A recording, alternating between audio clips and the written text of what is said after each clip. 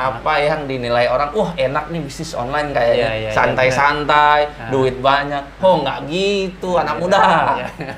Jadi Kenyataannya itu pahit. Oh, Bisnis itu pahit.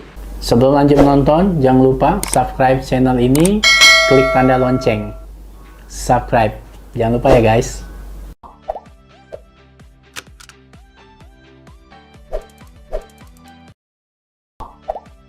Assalamualaikum. Halo Miko. Waalaikumsalam warahmatullahi wabarakatuh. Sehat ya sekarang Sehat, ya? alhamdulillah masih sehat. Sebelumnya terima kasih udah datang di studio Abi Barak Channel. Waktunya pas banget ya nyampe studio. Terima Karena kasih buat mendadak undang. nih. Hujan. Suara. Ya, rezeki. Rezeki, benar-benar Ya. kita syukurin aja, biarin hujan di luar berlalu ya. Tetap rezeki. Kita podcast hari ini kita terus jalankan, biar agak sedikit merdu-merdu dikit. Benar. Ya. Diiringi gemericik hujan. Alah. Semakin asik gitu ya. Aha. Kok sebelum mulai nih, gue dari tadi memperhatiin, sebenarnya bukan memperhatiin lo ya sih, memperhatiin t-shirt lo, As. $100. Nah jadi gue tuh terbayang, kapan ya gue bisa gaji ratusan dolar.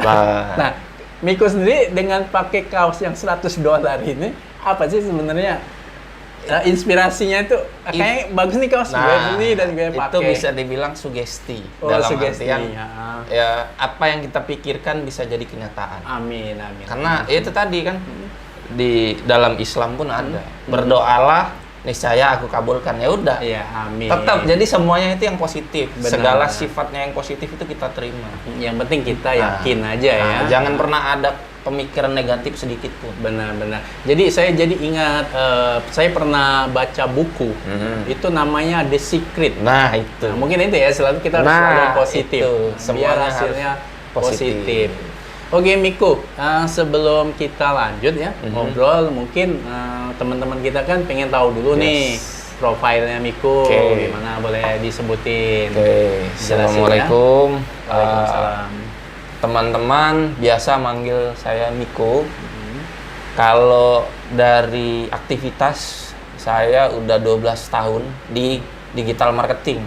Kalau sekarang nyebutnya, kalau dulu ya internet marketing lah, internet marketer. Jadi lama ya 12. Ya dari 2008.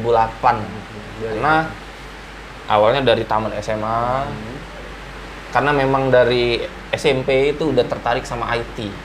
Jadi mulai kepikiran apa sih atau gimana sih caranya menghasilkan uang dari internet teknologi.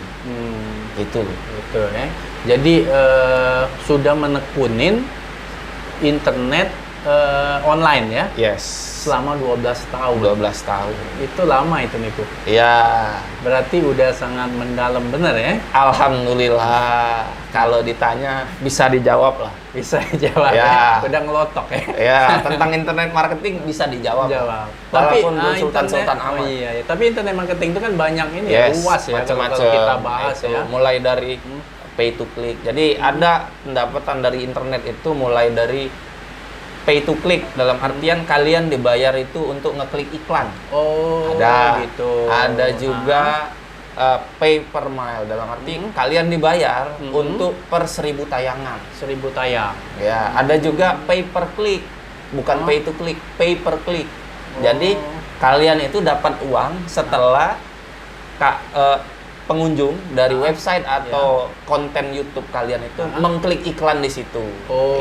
Gitu. Terus ada juga pay per view namanya. Jadi kalian dibayar setiap ada orang yang mau menonton satu acara. Gitu. Pay per view namanya. Ada juga pay per action. Jadi kalian dibayar, bisa juga dari orang yang ngasih email, nama dan email, input data diri, macam-macam lah pokoknya. Ada juga yang paling tinggi itu pay per sale. Kalian dibayar dari sekian banyak yang terjual. Atau e-commerce, orang yang sekarang lagi booming itu, toko online lah, bisnis online. Berarti toko online itu lebih ini ya, lebih tingkatannya lebih gede dari yang lain. Bukan lebih gede, nggak gede juga, tapi lebih cepat menghasilkan uang. Ya, daripada AdSense ataupun yang lain. Karena kan AdSense itu kita butuh waktu. Contoh AdSense YouTube ada syaratnya biar bisa dimonetisasi atau bisa dijadikan uang. Gitu. Tetapi kok atau bisa lewat aplikasi, bikin tapi aplikasi, taruh iklan di situ. Betul. Tapi yang lebih saya perhatikan sekarang ini khususnya anak muda ya, termasuk kita ya, lebih terfokusnya itu di YouTube malah. Benar. Bikin konten, gitu kan? Kayak sang kita ini juga ya, istilahnya kan. YouTube itu kenapa lagi booming sekarang? Karena ya exposure satu dari para selebritis juga. Terus keuntungannya punya akun YouTube itu kan satu selain penghasilan online, kedua punya aset digital namanya. Ketiga bisa juga brand buat kita, branding. Karena gini, kalau mau ngarepin dari pendapatan YouTube AdSense itu sebenarnya nggak seberapa. Karena yang paling banyak itu biasanya setelah channel kita ramai dan banyak subscriber, biasanya sponsor mulai masuk, endorsement mulai masuk, monetize ya. Nah, itu sebenarnya yang lebih kenceng duitnya daripada ngandelin AdSense yang ya kalau nilai per klik Indonesia itu nggak terlalu besar. Emang maksud saya kalau bicara masalah nilai per klik di YouTube ya, di YouTube Indonesia tadi Miko sebut, emang ada beda dengan di Indonesia dengan di Amerika? Beda, karena gini, saya bacanya US dollar. Nah, karena kalau di luar, di Amerika itu terutama, itu pernah satu klik itu ada yang 25.000 per klik. Nah, sementara di Indonesia itu $0,01 per klik. Per klik? Yes. Bukan sekarang. Kenapa dia bedanya itu jauh ya? Karena budget iklan perusahaan di luar itu lebih gede daripada di sini.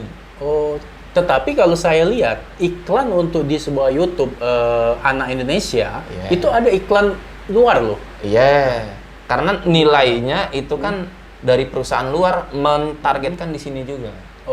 Tapi dibayarnya tetap di harga sana. Begitu. Berarti kalau iklan luar, kita nonton channel luar berarti. Bukan channel Indonesia yang kita tonton. Jarang ada channel Indonesia, YouTube Indonesia, keluarnya iklan bahasa Inggris. Jarang. Tapi ada juga loh yang iklannya bahasa Inggris, ada? Ada. Contoh kayak LinkedIn yang kemarin aplikasi. Kan? Itu kan iklan yang nggak bisa di-skip. Nah, itu besar juga. Ini biayanya. Biayanya ya. Kalau kliknya tetap. Kliknya tetap nggak banyak-banyak amat. Nah, jadi kalau kita balik lagi antara bisnis online dari YouTube dengan pay sale ya? Pay per sale online. Itu dari cara sudut pandangnya, itu sudut pandang Miko sendiri itu karena ini jauh lebih besar dari YouTube, dari mana? Dari sudut pandangnya? Penjualan karena kan itu. Satu, dengan kita jualan online otomatis margin, tingkat keuntungan kita yang atur, bukan YouTube. YouTube itu pun 60% masih dibagi ke YouTube, nggak 100% diterima ke kita. Gitu ya. Kan ada hitung-hitungannya, pembagian hasil. Kalau di AdSense itu kan ada bagi hasil, bos. Jadi tetap dibagi 60-30 atau 60-40, atau 70-30, 67%, 23%. Karena nggak mutlak 100% di kita income.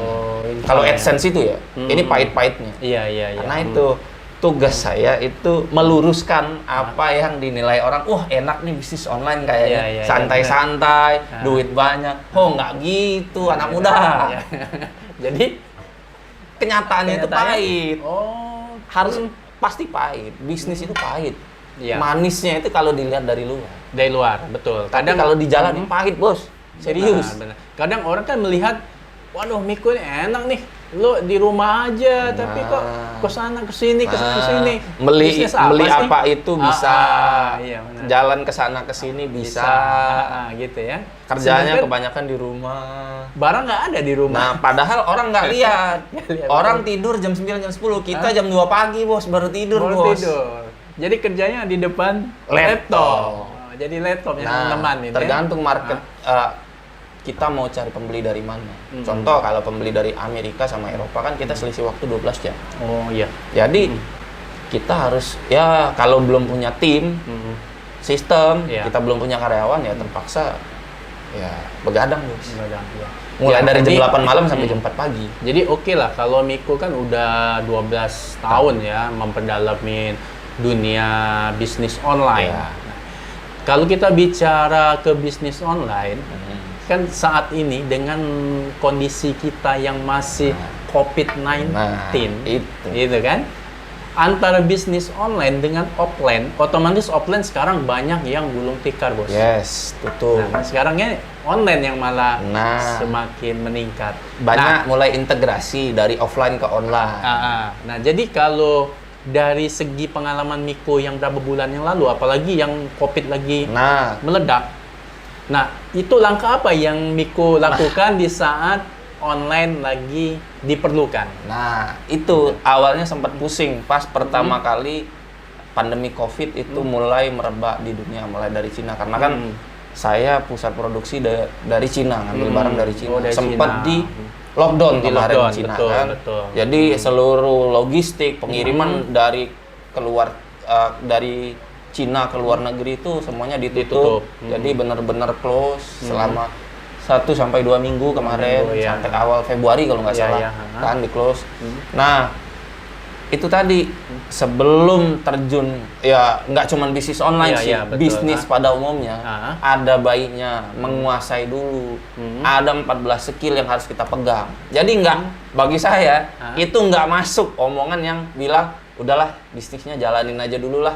Dan yang lain bisa dipelajari sambil jalan. Ya nggak bisa gitu bos. Lu mulai bisnis pakai modal pakai uang. Oke lah kalau lu datang dari keluarga yang berada. Begitu usaha lu bangkrut atau gulung tikar karena salah perhitungan, bisa mulai lagi, bisa di restart. Tapi kalau kita selalu melihat dari kata kamu tadi bilang ada 14 Yeah. poin yang harus kita Yeah. lakuin, gitu kan? Ini kan otomatis butuh waktu dong. Yes. Butuh waktu, plan-nya, Yes. gitu. Terus kapan bergeraknya? Nah. Nanti biasanya ya, orang yang terlalu banyak ngeplan, gue harus gini, akhirnya mereka nggak jalan. Nah. Makanya terciptalah dalam istilah No, jalan aja dulu. Nah. Gitu. Jalanin Gimana aja mereka dulu mau- lah kalau kata yang itu kan. Jalan aja dulu gitu. Ah, benar. Cuman kan dengan kita mempelajari ilmunya, basicnya, seenggaknya kita minimalisir resiko kerugian. Perhitungannya lebih bisa diminimalisir.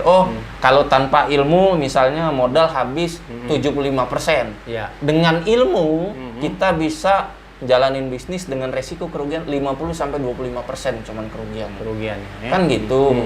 Ya kita bangun rumah aja harus ada ilmunya Ya, kan. betul, Pondasinya harus kuat Ya, dulu. benar. Hitung-hitungannya harus pas. Benar. Kalau bangun rumah nggak pakai hitung-hitungan, nggak ada ilmunya, nggak bakal lama. Nah, jadi kalau kita bicara masalah ilmu, perhitungan, Nah. bagi mungkin ya buat teman-teman yang pemula Nah. mau coba bisnis online, Nah. apakah itu online shop atau Nah. apa, poin yang paling utama aja dulu, Oke. apa itu kira-kira? Pertama, bikin dulu bisnis plan-nya itu kayak gimana sebelum memulai bisnis. Pengen jualan ini. Oke. Jualan Misal, kopi lah. let's bilang. say, Ah. jualan fashion, Fashion, jualan baju. oke, baju. Bisnis plan-nya apa dulu nih? Oke, kita lihat bisnis plan-nya. Marketnya ada nggak? Kalau ada berapa banyak? Kalau udah tahu berapa banyak, di mana? Umur berapa? Siapa aja? Oh, yang Da- sasarannya. Nah, udah dirinci bisnis plan-nya gimana, biaya yang dikeluarkan kira-kira berapa, udah siap kan? Iya. Biayanya, misalnya butuh 100 juta, Iya. let's say bisnisnya. Oke, kita siapin minimal 300 juta. Karena realistis bos, kalau kita perhitungan 100 juta modal awal, nggak mungkin kita cuma nyiapin 100 juta. Kenapa? Karena dalam 1 tahun itu nggak mungkin balik modal. Betul. Kalau sampai balik modal pun udah hebat banget. Gitu Biasanya 3 tahun lah baru bisa break even, balik modal. Yaitu kalau bisnis online dengan dia memiliki budget, Punya produk. punya produk dan Produk budget, sendiri ya. budgetnya ada gitu kan. Kalau umpamanya yang nggak ada budget nih, Oke, kalau- gitu kan ada kan atau reseller atau gimana gitu kan ada itu. budgeting. Nah, itu untuk trik, yang tipsnya tuh gimana tuh? Untuk yang modalnya minim, itu bisa pakai sistem dropshipping atau reseller. Karena kalau reseller kan itu masih butuh modal karena kita harus stok barang. Nah, ada baiknya dimulai dulu dari dropshipping. Kenapa? Karena kita nggak punya cukup modal. Modal yang kita punya ada baiknya dialokasikan buat iklan aja. Iklan, betul. Iklan. Jadi kita pakai produk orang lain, kita minta izin, ajak kerjasama. Kita pengen jadi dropshipper nih, gimana ketentuannya? Ada nggak produk foto produk mentahnya? Tuh setelah produk risetnya kita udah ketemu nih, oh produk ini kayaknya bagus nih, kenceng nih, penjualannya, oke, kita kontak suppliernya di tangan pertama. Kan kunci bisnis itu gimana caranya kita punya atau nemuin produk yang kualitasnya 2 kali lebih baik dari pasaran, tapi harganya 2 kali lebih murah daripada pasaran. Oh itu kuncinya kalau bagi saya ya. Betul. Tuh. Terus setelah produk research, kita awalnya kan bisnis plan. Terus kita sederhanakan lagi lewat bisnis model kanvas. Kita kecilkan dalam 1 lembar kertas. Kita gambarkan, bisnis kita ini dalam 1 tahun pertama ini di dalam 1 lembar kertas. Dengan isinya data dan perhitungan angka yang jelas. Karena bisnis itu nggak bisa pakai perasaan, emosional itu nggak bisa. Harus pakai data dan angkanya berapa. Datanya dari mana dan angkanya berapa. BMC udah, bisnis model kanvas udah, baru masuk ke produk riset. Itu tadi kuncinya. Cari produk akhir, sifatnya tahan lama, dan itu termasuk barang mati.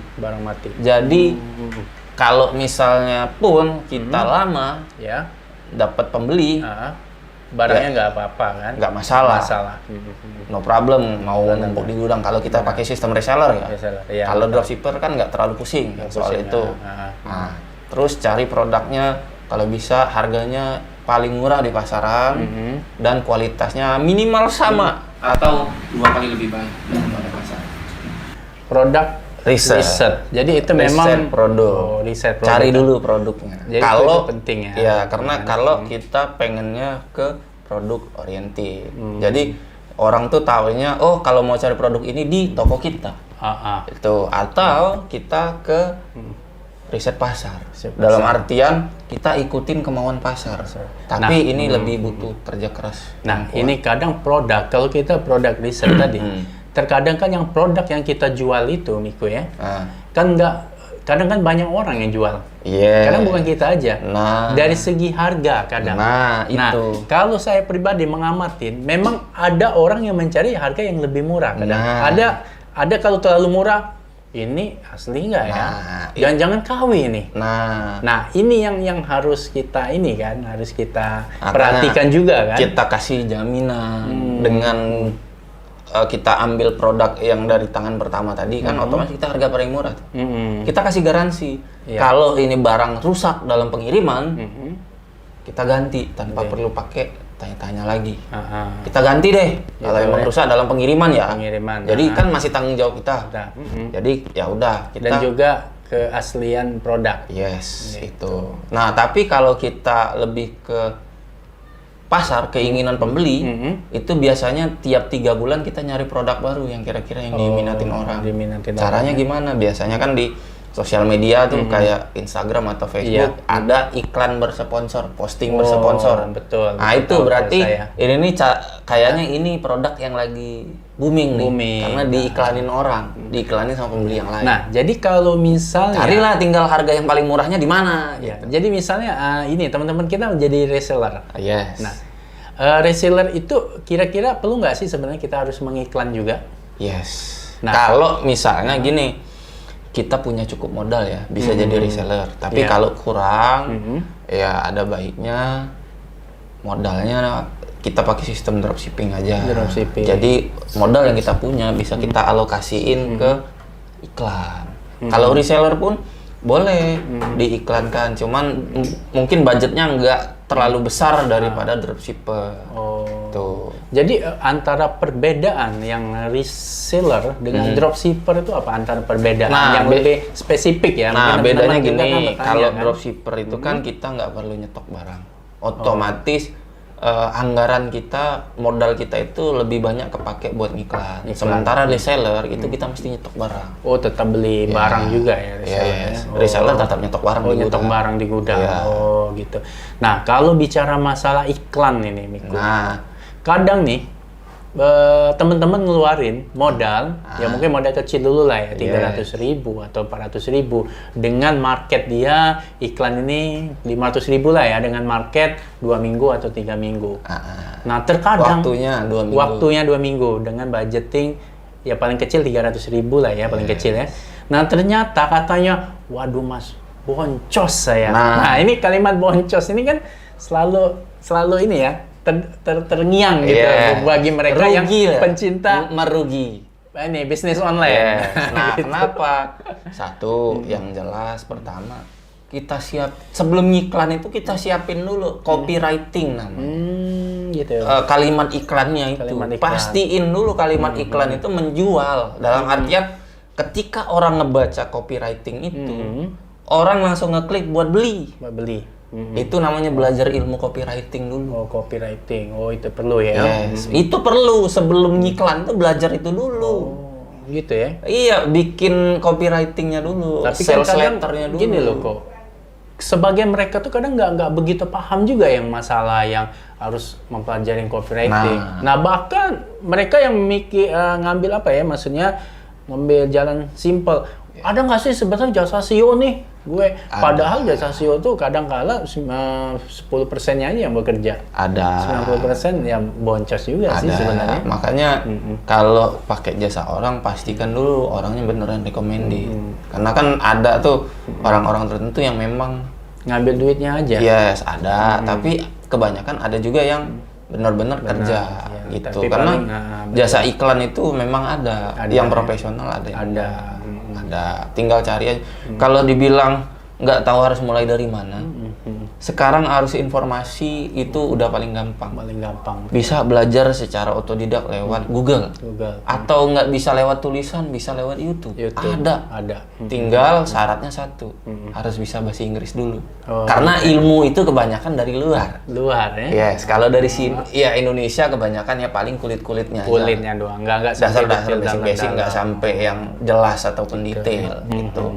Setelah copywriting udah disiapin, baru kita siapin langkah selanjutnya, funneling. Skill selanjutnya itu harus kita kuasain tuh funneling. Kita mau masarin produk kita di mana? Marketplace kah? Tokopedia, Bukalapak, Shopee, segala macam. Tergantung produk apa yang mau kita jual. Atau bisa juga di shopping platform. Jadi platform berbelanja itu bisa di Shopify contohnya. Itu salah satu contoh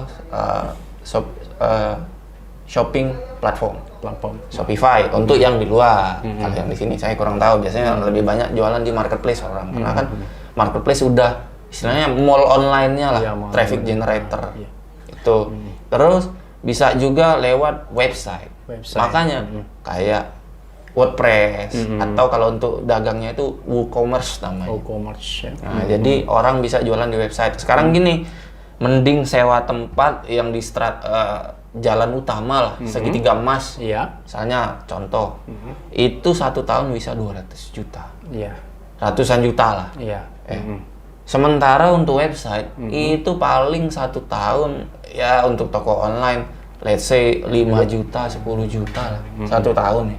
Bahkan bisa murah. Ada yang sampai murah cuma 500.000 ada. Nah, domainnya aja paling $10. Iya. Hostingnya paling ya let's say 1 juta lah 1 tahun. Benar. Dibanding kita sewa ruko kan. Apalagi kalau produk kita tuh produk lokal. Kayak makanan lokal yang nggak bisa dijual keluar kota. Mending pakai sistem online, terus digabung dengan GoFood, GoSend sama Gosresto konsepnya. Jadi kita nggak perlu sewa tempat. Kita bisa masak di rumah. Tapi terkadang juga, itu kan pembeli kan selalu tanya, oh ini di mana nih tempatnya? Bisa, suruh datang ke rumah. Atau COD gitu. Bisa COD, suruh datang ke rumah. Cuman lebih ke take away kalau kita di rumah kan? Bisa, take away. Kan mereka, pengen COD nih, udah take away. Take away kan? Datang ke rumah. Cuman kalau kita, misalnya kita bisnis online, khususnya lokal ya, katakan untuk sekitaran Palembang aja deh gue kayaknya. Nah, kalau umpamanya nilai jual dia tinggi, Terus kalau memang istilah kita kayaknya gini, kita butuh tempat. Kuasa menurut saya why not kan? Iya, kalau memang volumenya kenceng. Cuman kan gini, kalau kita bisa jualan online dan laris, itu otomatis memangkas ongkos operasional. Lebih murah. Otomatis kita bisa jual harga lebih murah dengan untung yang lebih besar. Besar ya. Karena satu, kita nggak sewa tempat, kita nggak gaji karyawan. Iya. Ya kalaupun gaji karyawan nggak sebanyak yang kalau kita punya tempat. Bayar keamanan, pungutan liar segala macam, listrik, air segala macam kan, internet, wifi segala macam, fasilitas kan harus disiapin, tempat duduk, macam-macam lah ongkosnya kalau kita offline kan. Jadi intinya kesimpulannya lebih efektif kalau kita itu bisnis online di platform yang tepat gitu ya. Lihat dulu produknya apa. Benar-benar yang harus kita jual gitu ya. Produknya apa? Kalau makanan bisa lewat sosial media, bisa lewat ya konsepnya Ghost Resto, bisa jualan di sosial media, Facebook, Instagram, WhatsApp, bisa pengantarannya bisa pakai GoFood, GoFood atau Grab, itu kan sistemnya bisa kayak gitu. Funneling udah, baru kita lanjut ke iklan. Oh, iklan tadi. Oke, produk udah dapet, copywriting udah punya kalimat untuk buat iklannya biar orang tertarik. Kita udah punya tempatnya untuk jualan di mana. Baru iklan. Jangan langsung ujung-ujung punya produk langsung iklan. Salah. Gitu ya? Yes, dengan kita punya website, kita bisa suruh mereka masukin email. Nah, dengan email marketing, kita nggak perlu banyak-banyak ngabisin duit buat iklan terus-terusan. Oh, gitu. Jadi ya? satu iklan, orang sekali ngiklan nih dalam 3 bulan.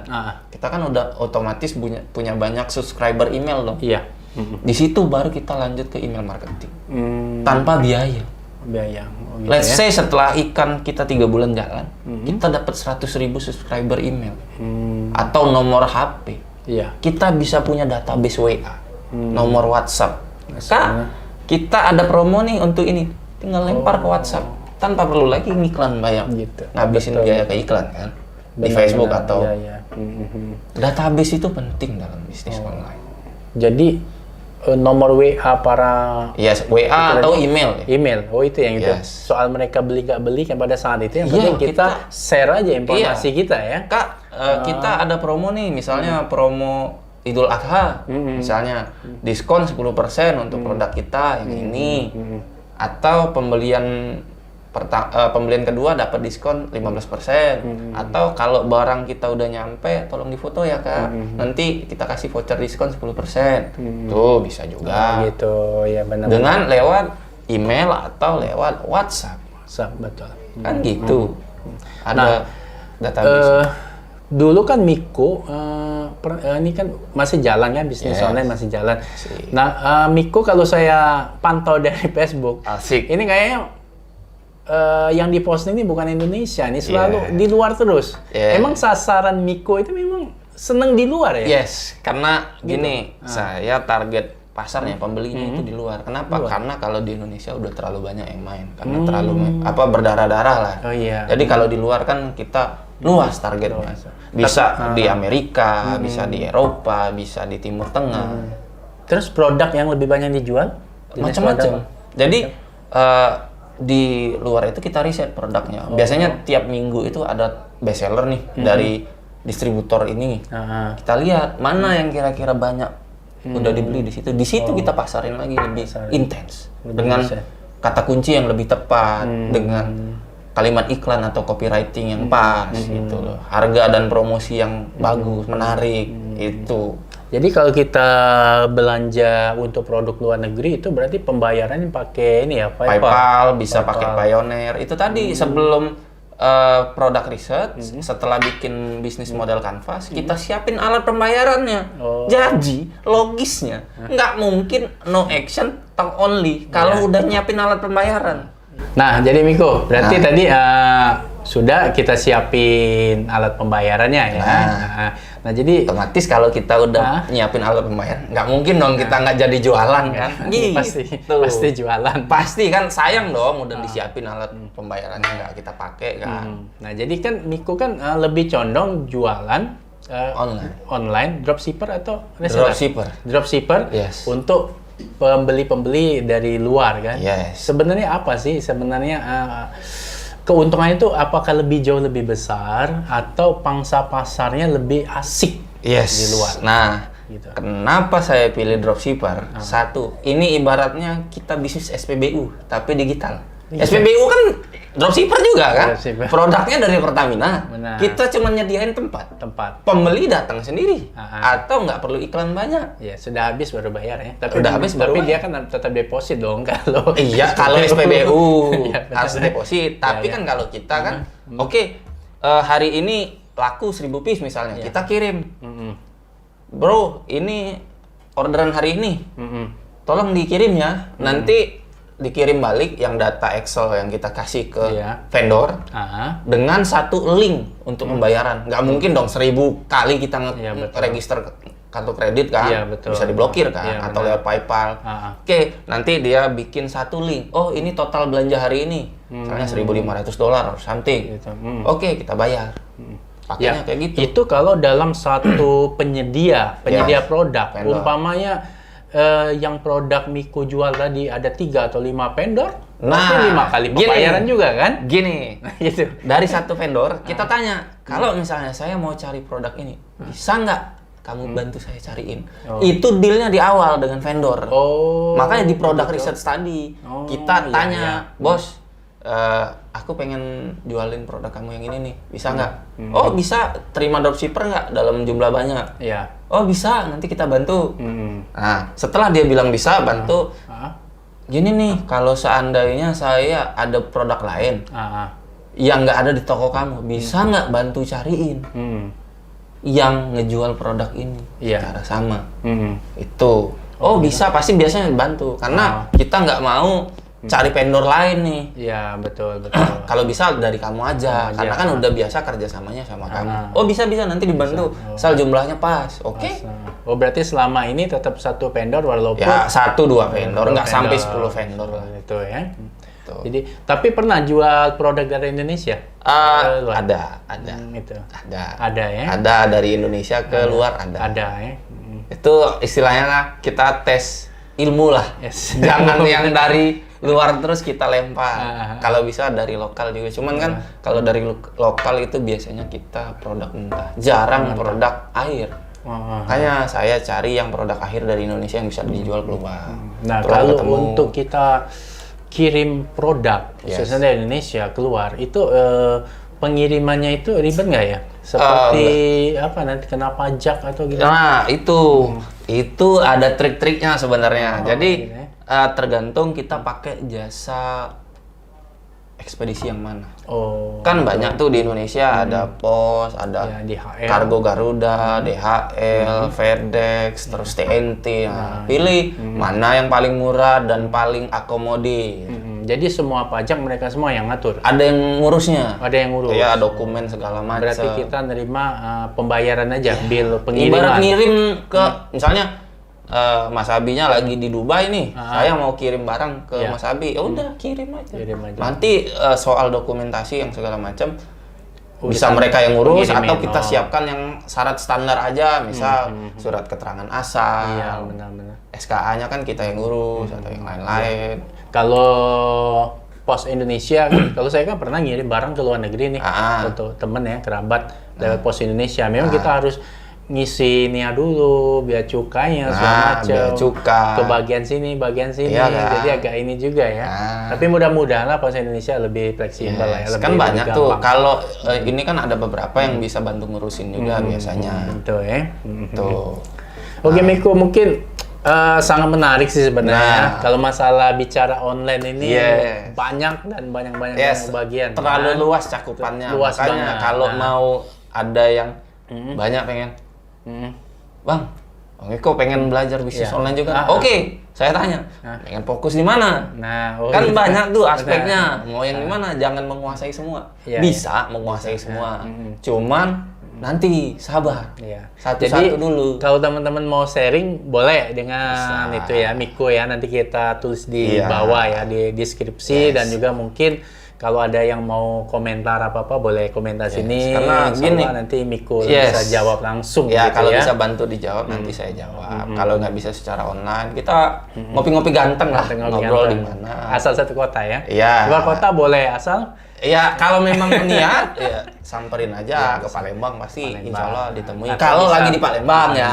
Kalau luar kota bisa Ya, mungkin pas lagi di Jakarta bisa ketemu, sharing-sharing lagi ya. Karena jadi sebelum kita akhir ini, Miko, tolong dong tips atau lebih dirampingkan lagi tadi pembicaraan kita khusus buat teman-teman kita yang mungkin baru mau mulai bisnis online, gimana cara dia mempromosikan produk dia tanpa harus istilah boncos tadi. Jadi yang lebih konkret dan lebih kesimpulannya gimana sih? Lebih intinya gimana? Inti dari pembicaraan kita tadi kan. Yang jelas pertama siapin dulu bisnis plan-nya.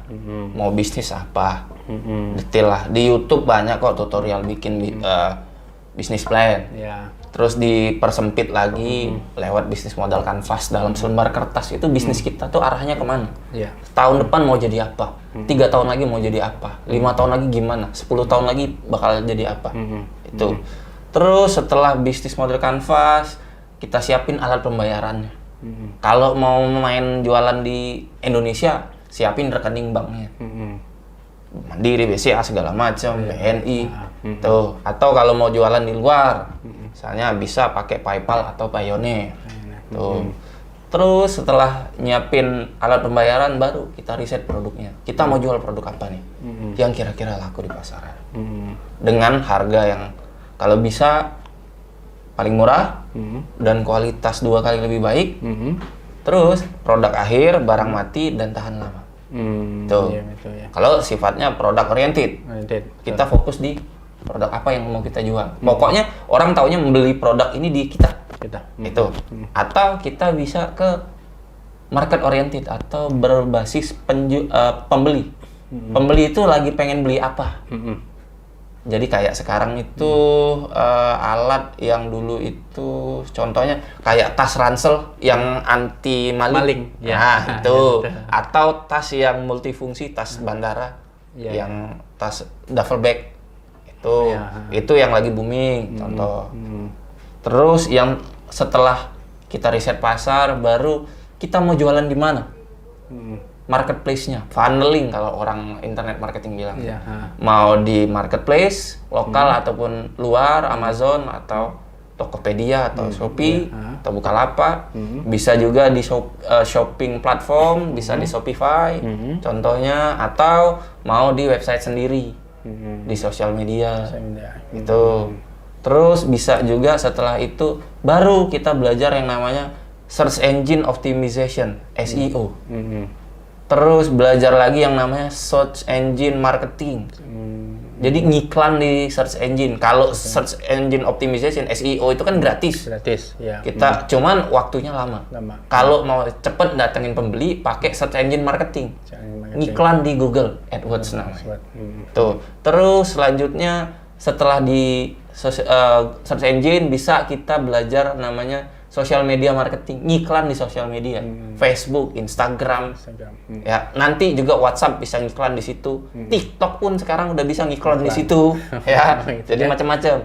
Setelah ngiklan di situ, belajar ngiklan di sosial media, baru kita data analisis. Belajar yang namanya nganalisis data, biar nggak boncos. Ya, logikanya dalam 3 hari kita ngiklan let's say sehari 500.000, budgetnya sehari. Kita lihat dalam 3 hari kira-kira pemasukannya berapa. Kalau kurang dari 1,5 juta, kita close. Kita ganti, ataukah produknya yang salah atau copywritingnya yang salah. Itu, atau keyword iklannya yang salah. Tujuan apa, target audiensnya, interestnya yang salah. Itu yang harus kita teliti. Setelah itu baru kita analisis, kita belajar project management, kita belajar bangun tim. Belajar dulu sebelum project management kita belajar customer relationship management. Kita belajar gimana caranya menghandle customer. Kalau mereka komplain gimana, minta refund gimana, minta retur gimana. Terus biar closing ketika mereka ngubungin Mbak atau Mas, stok warna ini ada nggak, ukuran ini ada nggak, bisa kurang nggak, segala macam, ada diskon nggak, itu belajar namanya Customer Relationship Management. Nah setelah kita belajar CRM, kita belajar Project Management, kita bangun tim, biar kita yang namanya bisnisnya jalan, yang punya bisa jalan-jalan. Jadi nggak serta-merta buka bisnis langsung ownernya bisa jalan, kan nanti dulu. Belajar dulu bangun sistem. Ya. Makanya itulah disebut dengan autopilot ya. Nah, nggak autopilot juga. Kita tetap megang iklannya. Bagian iklan dan transaksi kita tetap yang pegang. Gitu Tapi ya. untuk operasional kebanyakan dipegang sama tim. Contoh, dalam satu online store biasanya punya apa aja sih isi di dalamnya, back end-nya. Satu, social media admin. Terus punya product researcher. Yang bagian riset produk. Bagian desain konten. Terus ada juga customer service. Biasanya 4 customer service karena shift-nya kan per 8 jam. Jadi 24 hour customer service. Gitu. Tuh shift-nya ada 4 customer relationship customer service. Nah, yang itu tadi sesuai kebutuhan. Konten sosial media admin, terus product research sama konten desainernya bisa ya tergantung kebutuhan berapa, tergantung kapasitas toko kan, tergantung ya berapa lah jumlah yang laku per hari, tuh disesuaikan. Kalau CS biasanya saya pakai 4. Tuh untuk nyari freelancernya, outsourcingnya bisa di 123employee.com atau bisa di onlinejob.ph.com. Saya kebanyakan karyawan dari Filipina. Oh, Filipina. Dari Filipina. Gitu ya. Itu. Luar Satu ya. lagi apa ya namanya? onlinejob.ph, terus 123 employee, sama satu lagi apa ya saya lupa tuh. Nah, pokoknya ada 3 deh, saya lupa. Nanti saya bantu jawab lah di komen. Di komen Nah, ya. itu. Terus setelah project management baru yang terakhir itu public speaking. Public speaking itu yang terakhir di bisnis online. Karena apa? Untuk nanti kita scale up butuh suntikan dana dari investor. Kita follow up yang namanya bisnis model canvas kita tadi, bisnis plan tadi. Kita follow up ke investor. Kalau butuh dana ya, memang biasanya sih nggak mungkin butuh dana. Karena untungnya udah kelihatan banyak. Itu kalau butuh dana aja ya. Kalau butuh dana ya paling ya ala kadarnya lah. Kalau yang beneran boncos, biasanya sih nggak mungkin lah. Kalau yang orang sudah bisa dibilang e-com bilioner itu nggak mungkin butuh investor biasanya. Udah banyak itu contohnya. Ya itu aja paling 14, ya kurang lebih 14 skill dasar yang harus dipegang ya. Bagi pebisnis baik online maupun offline di saat ini, era saat ini, terutama di pandemi COVID ini. Itu sebenarnya ilmu itu dulu yang harus dipegang. Jangan asal eksekusi bisnis aja. Ada perhitungan yang matang dan langkah yang tepat. Itu sih. Oke, guys, tadi itulah obrolan santai kami bersama Mas Miko. Iya. Kalau mau dibahas ini dengan Mas Miko ini nggak akan selesai-selesai. 2 jam pun nggak cukup. Ya, jadi kalau buat teman-teman yang ada yang perlu ditanyain atau mungkin bertanya dan bla bla bla, pokoknya deskripsi di bawah ya. Ada komen di bawah, nanti di komen aja. Kalau memang banyak yang nonton atau banyak pertanyaan yang mungkin kita panggil lagi lah Mas Miko atau ya untuk mau menjawab. ngopi-ngopi ganteng boleh. Gratis kok, paling bayar kopinya aja. Karena saya bukan penjual ludah. Saya nggak hidup dari jualan seminar ataupun pelatihan. Yang penting kita harus sharing tapi berbagi aja. Berbagi benar-benar. Karena saya nggak nyari uang dari situ. Saya jualan online pure, nggak nyari uang dari yang lain-lain. Iya. Oke. Guys, mungkin itu dulu. Pokoknya nanti ketemu lagi di konten saya berikutnya. Wassalam. Salam sukses. Yes.